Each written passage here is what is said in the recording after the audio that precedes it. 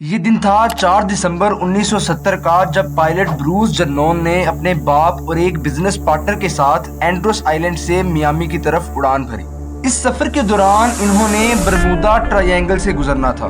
ویسے تو اس professional pilot کے لیے یہ کوئی نئی بات نہیں تھی، کیونکہ یہ سفر وہ پہلے بھی کئی بار کر چکا تھا، لیکن اس بار اس کے ساتھ جو کچھ ہونے والا تھا اس کا اندازہ کسی کو بھی نہیں تھا۔ اگر آپ میپس پہ آئی land of Bermuda, Puerto Rico اور میامی کو جوائن کریں تو ایک ٹرائینگل بنتی ہے، جسے برمودا یا پھر ڈیولز ٹرائینگل بھی کہا جاتا ہے۔ آج تک تقریباً 2000 شپس اور 200 کے قریب ایئر کرافٹس اس ٹرائینگل میں سے گزرتے ہوئے حیران کن طور پر غائب ہو چکے ہیں، جن کا پتہ آج تک کسی کو نہیں چل سکا۔ بس یہی وجہ ہے کہ برمودا ٹرائینگل کے بارے میں سن کے ہر کوئی گھبرا جاتا ہے۔ اس دن بروس جرنون کے جہاز نے جیسے ہی ٹیک آف کیا، اس کے ساتھ کچھ عجیب چیزیں ہونا شروع ہو گئی۔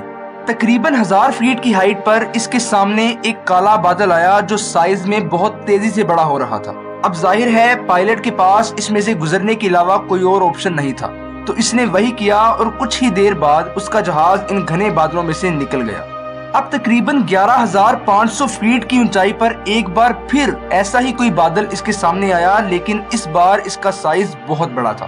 پائلٹ نے پھر سے اس میں سے گزرنے کی کوشش کی، لیکن اس بار یہ بادل اتنا بڑا تھا کہ اس کی وجہ سے چاروں طرف اندھیرا ہو گیا اور کچھ ایسا محسوس ہو رہا تھا کہ جیسے رات ہو گئی ہو۔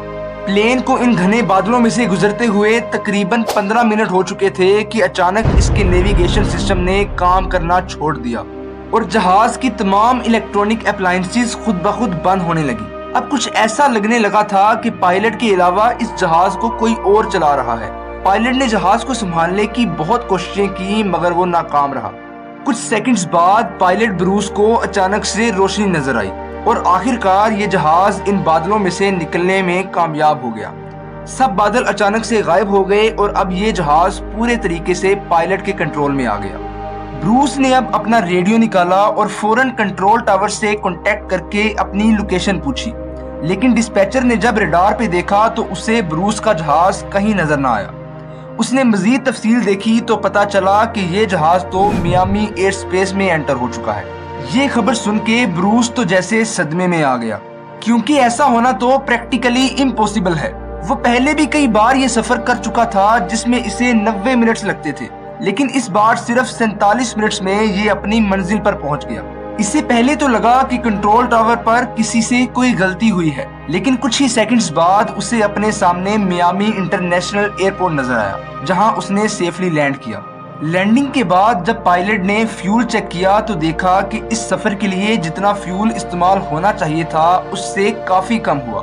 اب بروس نے یہ سفر ختم کرنے کے بعد اس مسٹری کو سولو کرنے کی بہت کوششیں کی، کیونکہ اس سفر میں اس کا جہاز تقریباً آدھا سفر طے کر کے ہی اپنی منزل تک پہنچ گیا۔